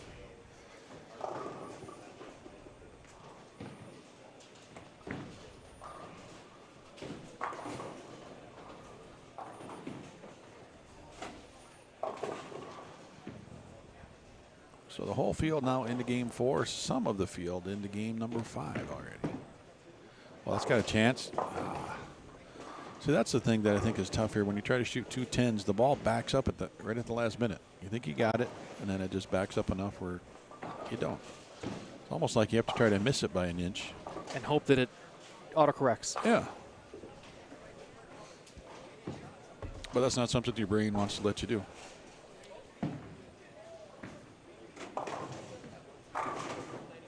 Oh, what did we talk about? You dead ready. flush and He was ready for that, too. stone 5. That's just, all you can do is laugh. That's about as hard as 5-pin as you're going to see. I once left a wrap 5-pin. The head came off the wall and wrapped around the 5, but didn't hit it. When you leave as many as I do, you have to find unique ways to explain them. You can't just say, oh, it's a 5-pin. Blower 5. That was a blower 5. Oh, that was. Yes. Now, this is where you got to be careful and not miss it. Don't be fooling around. My finger's up, and I know Rob will buy. Oh, man. he said I'm over here sweating it. I'll tell you, my only problem with the whole hand up on the 5-pins is you know what? If you want to put your hand up and I make it, then you know what? You're buying for me. If you expect me to buy for everybody with their hand up, it's got to go both ways, right? Yeah, but the odds are in the bowler's favor to make it, so you... Well, then don't put your hand up. Well... Right? I mean, you know.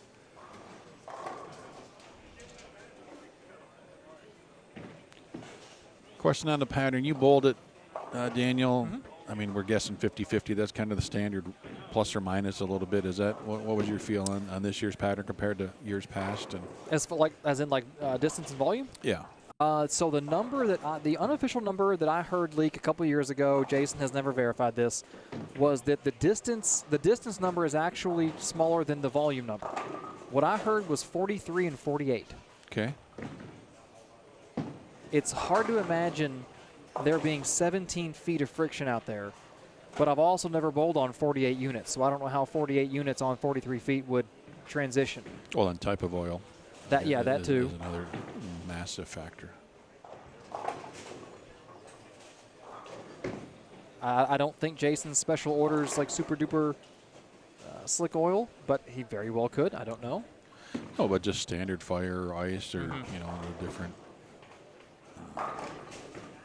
All the different keg oils, the Brunswick oils, there's massive differences in the way they break down.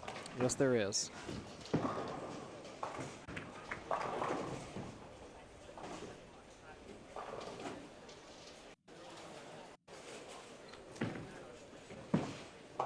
Drawing a blank on oil we used a couple years ago on the PBA 50 tour. It was a Brunswick oil.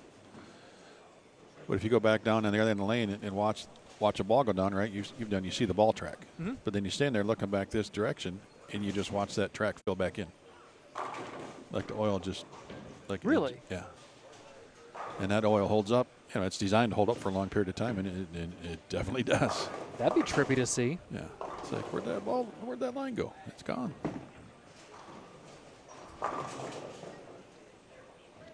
Maybe somebody in the chat remembers what that's called. I'm drawing a blank on it right now. It wasn't control.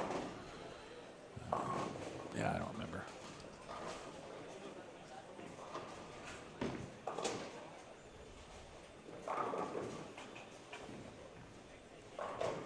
If you're a Steve Novak fan, and there's a couple of them out there, he's actually going to be on the far left of your screen. I think he's on 29 and 30. Are there that many out there? There's got to be a couple. I think 2 of us were in the building. Oh, you're putting yourself in that list? I mean, yeah, he's my doubles partner. All right. He just got 7, 8, 9. Oh, wow. Still falling.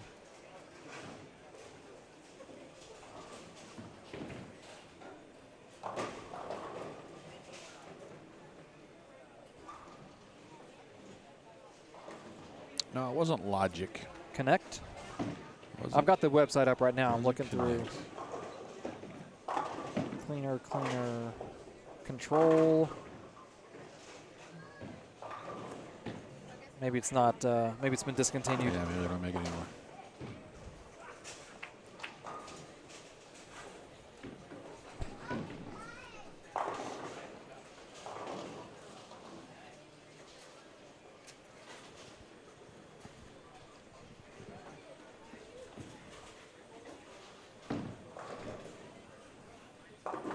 Oh, your basketball game's getting a little too close here. It is. Louisville up 2 with the ball. 20 seconds on the road at Pitt. This would be a great road win and 6th win in a row for the Cards. I know this is a bowling broadcast. I'm sorry. It's all right. Chucky Hepburn with a little teardrop bucket. Okay.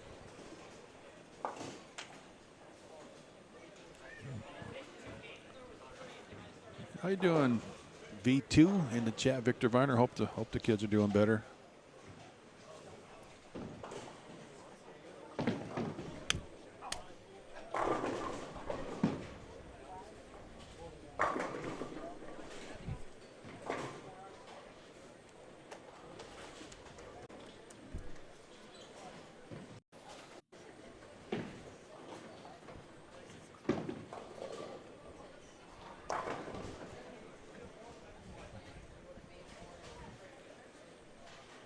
So it is, what, it is 2:07 now, so we're looking at Desperado squad at 4 o'clock, and that is $100 for 2 games. The top 8 out of that will advance to tonight. So I would say the max field there is going to be 17. Yeah, because you could. Number of players that didn't make it this morning. Yep. So if you didn't make it this morning, you basically got a 50-50 chance at worst of making it to tonight based on Desperado.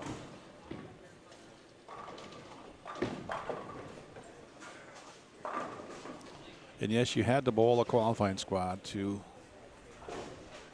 make the Desperado. Well, here's a question for Jason. If the said bowler who hasn't made it yet doesn't throw a ball, can he still bowl Desperado? Well, I would ask if he doesn't throw a ball. Then he didn't actually compete, but he paid the entry. Correct. So that's saying I could pay $460 and just bowl Desperado. I like my chances of that better than bowling 5 games on this. So. Yeah, no kidding. Yeah. Guessing that's probably not allowed.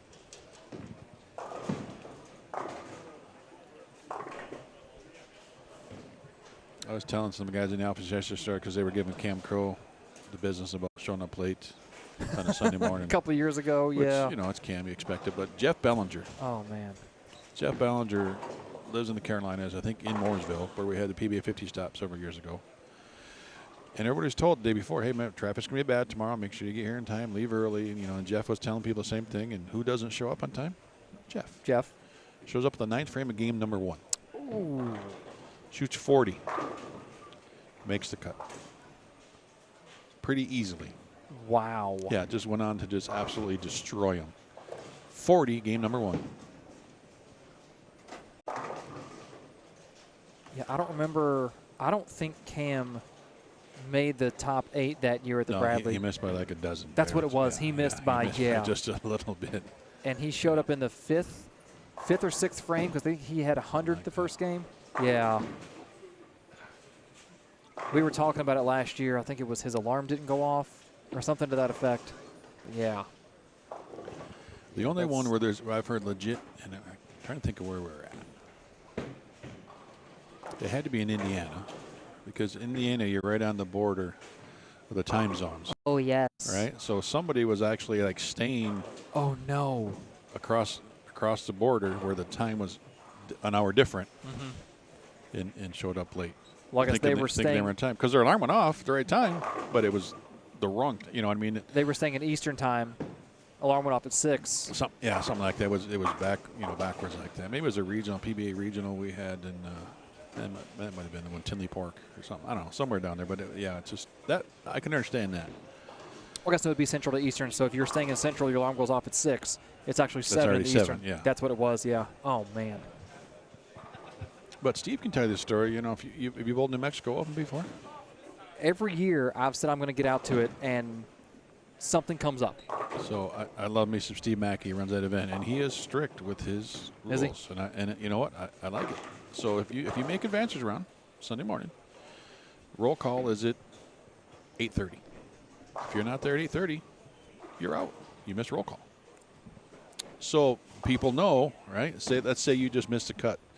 You're not leaving anyway because you room with Steve. So you might as well show up at 8:30 in the morning because you might get in still. Just in case. And it's happened. There was a PBA champion a couple years back that happened to shows up at 8:33 and sorry, you've been replaced.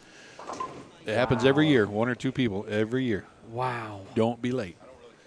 And it's well known. I'll have to keep that in mind. Yeah, so if you missed the cut, you know what? Just show up in the morning anyway, because you never know.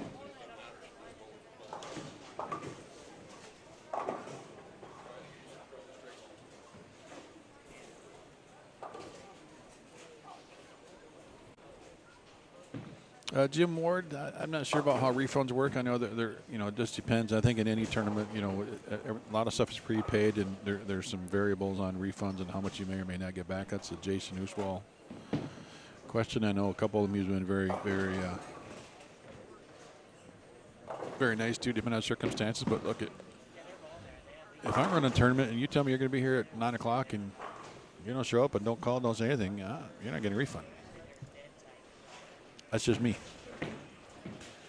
But if you call and say, hey, you know what, I got in a car wreck or we got illness or I just can't make, there's 3 feet of snow, okay, then, maybe try to work something out. But especially if it's a late call or a no-show completely, sorry about your luck. Yeah, take a little consideration and let the tournament director know. Exactly. Especially when, historically, when this event, the squads sell out, you don't want to be turning people away. Then if somebody just no-shows, well, you got 5 guys that could have bowled. That's the last thing you want.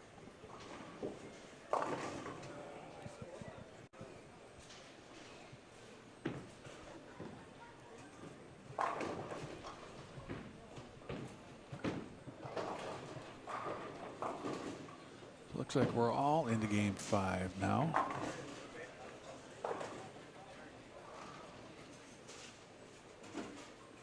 Two gentlemen on the right side there finishing game number 5.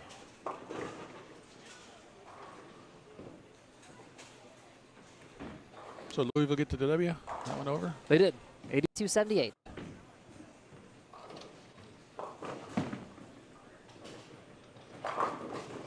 Apparently I should have talked to you before I went out to lunch. I tried going to Chick-fil-A and it's on campus. I guess Yes, the closest one to here I couldn't find it. is on campus.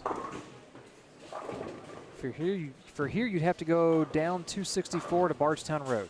Is the closest one. It's not that far. It's just down 264, but it's.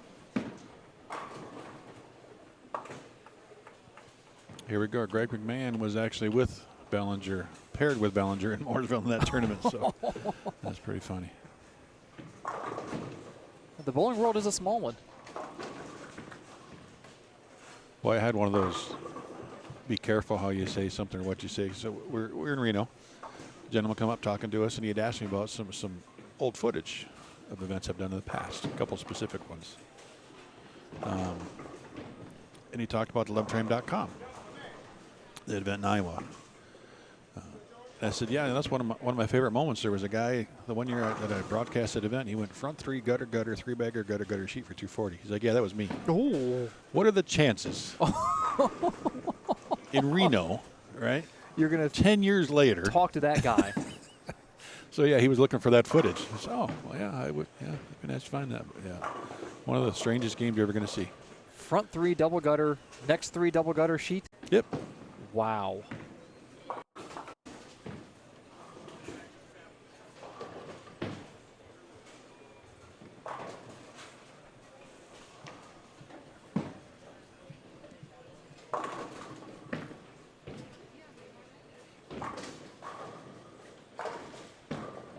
The second camera is 39 through 42, correct? I believe so. We have 31 through 34, 35 to 38, and 39 to 42. Okay. So back to what you were saying about 15, 20 minutes ago, for all of you Steve and J.R. Raymond fans, they're going to be on 41 and 42. Because they're just now coming down to start their game 5. Okay. Because that pair is end of game 4 right now. Yeah, everyone here right in front of us is in the midst of game 5.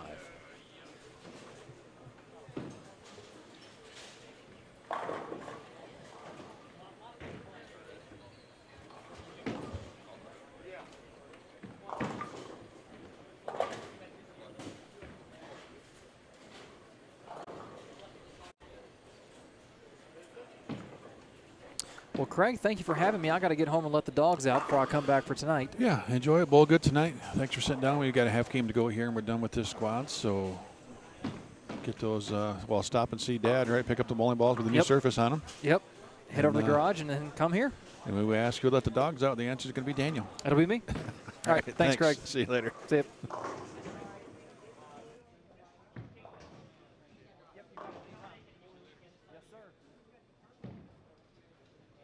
Daniel Ferris.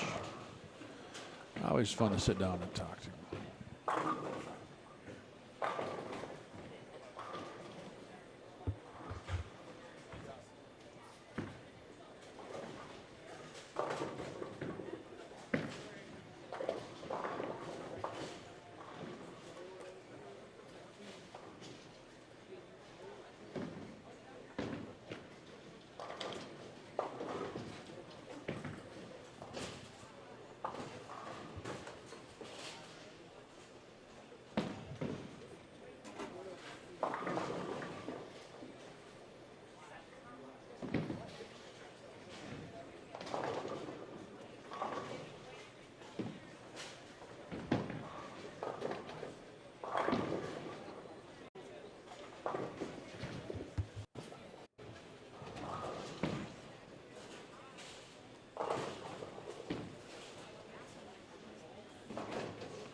Yeah, for those of you who just joined us, we had a shootout, the Fairchild single shootout yesterday at noon. We had a doubles event last night. Those are just kind of the kickoffs. There are a couple of tournaments going on here for this weekend of festivities. But now Bradley Open, this is a big event here in the Midwest. This is 45th year. And this is always known as a very difficult pattern, high volume, fairly long. Ball does not hook much at all. That actually probably goes the opposite direction most people want it to. Always a good payout.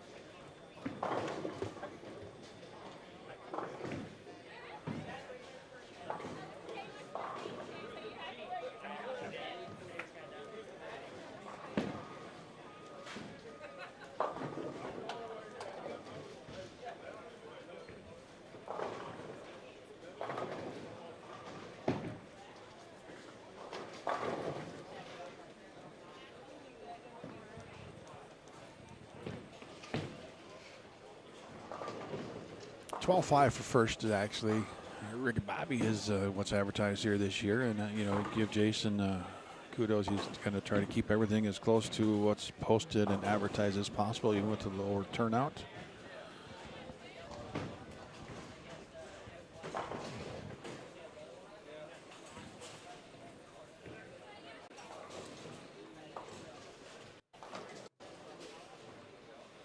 Things happen. Everybody understands that. But hey, we're still here. And we're still watching bowling. We've got a lot more of it to come, and it's going to be a very deserving winner no matter what happens. And one thing I just realized is Justin Knowles, who's won this, he won it back-to-back,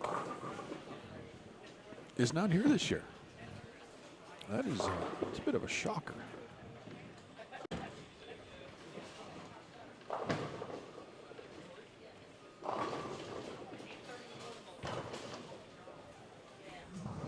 We've got 3 different pairs to choose from, and a couple of pairs have no bowling on them right now, so that's why we're sticking with this one. We'll bounce around a little bit when we get some other action going on.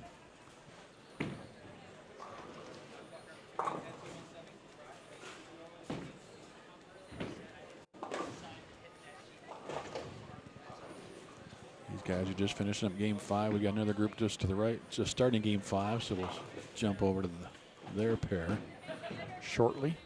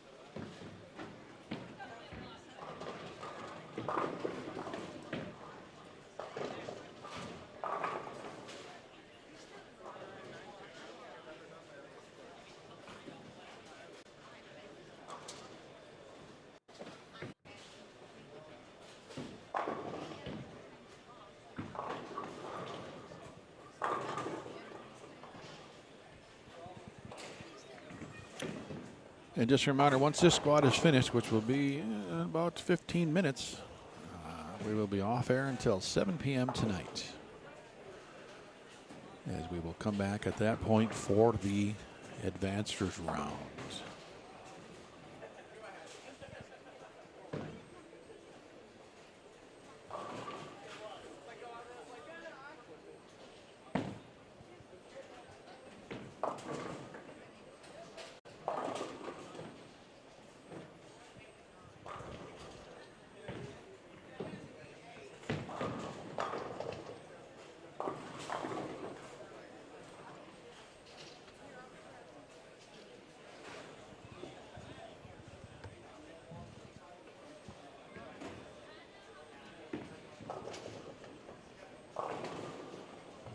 Steve Novak over on 41-42.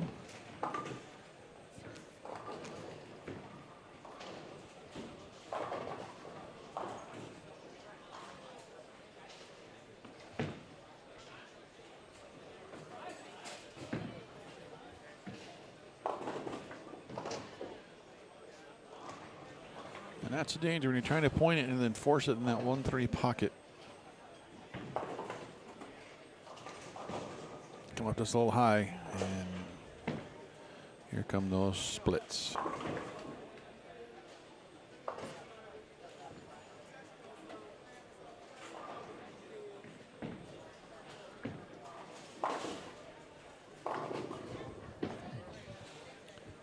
this will be our final group to watch here this afternoon.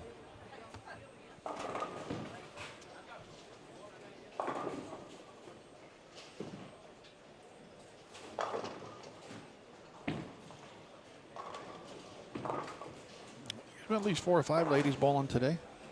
I think there's at least 3 this morning. I know we had Sarah tonight. I don't know if there was any other ladies, I don't remember, so 4 or 5.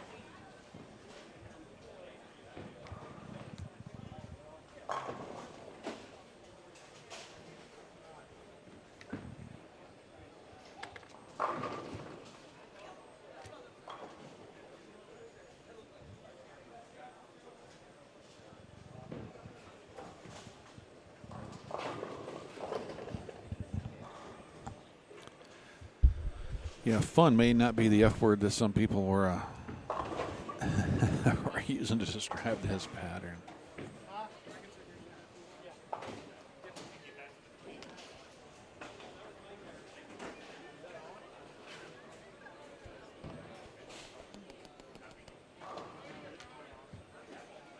Yeah, we have not seen these 4 bowlers yet today, so it's not the same people.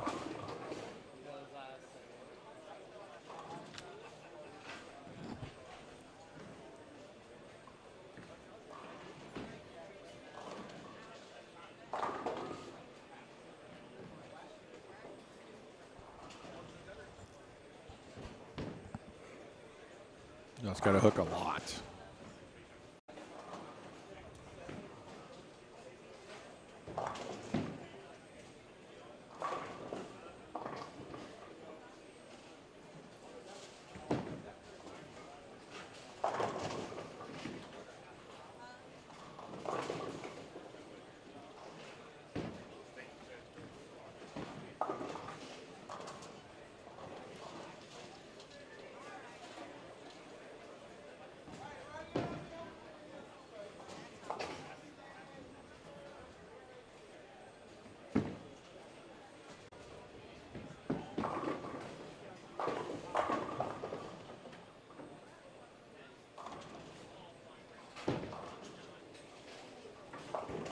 There's been at least probably close to a dozen touring pros that are bowling here this week. Yeah, 10 to 12. See Kyle Troop, Tom Hess, Zeke Bate, Graham Fa. Put JR in there. He's been a touring guy, back and forth, made TV. I'll say, yeah, 10. A little bit lower this year than years past.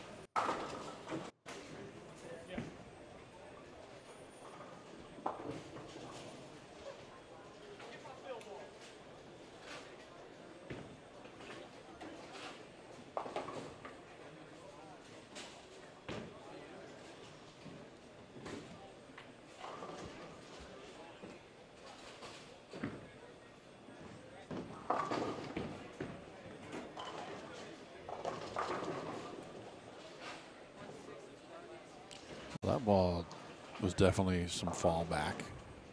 Holy smokes. Front 5 for JR.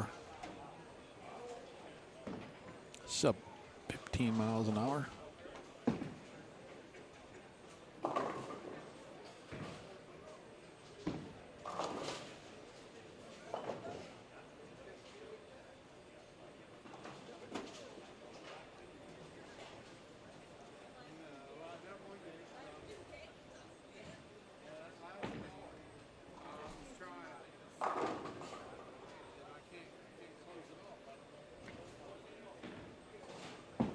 Bradley bowlers. As you're finishing up, please turn your sheets in the turn-in office.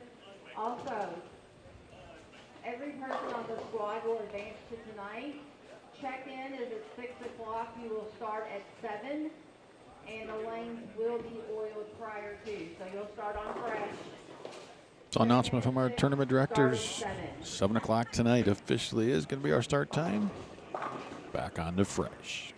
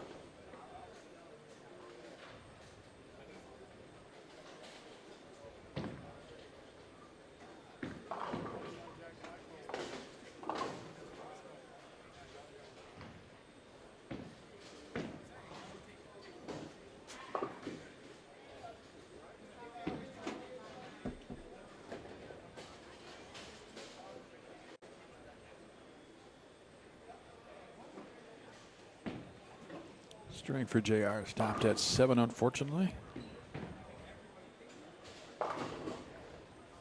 It's a pretty solid ball game.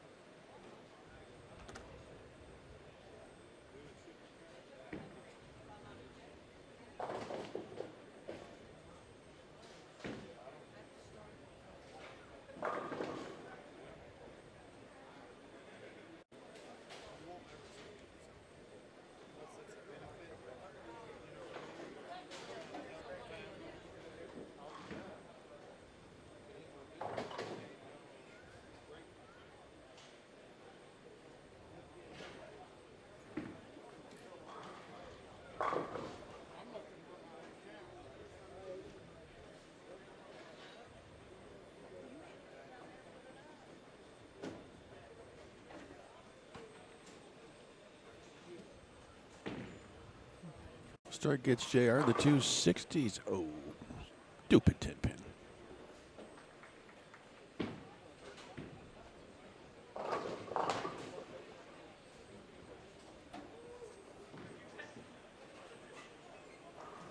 So scores do not carry over. Try to get the other questions here. All scores drop. Tonight's scores carry over into tomorrow, though. So 6 games tonight, 6 tomorrow. Set the top 40 for in the morning after tonight, and then we get into the bracket play tomorrow. And here comes the final 2 shots of B Squad here at the Bradley. So we appreciate everybody tuning in to Bullstream TV here. Watching this event one more time here at Executive Strike and Spare, the final event here in the building before they close down. And we will see everybody back at 7 p.m. for the advancers round. Right here at the Bradley. So until then, enjoy your afternoon. It's not bye forever, it's just bye for now. See you tonight. Thanks for watching.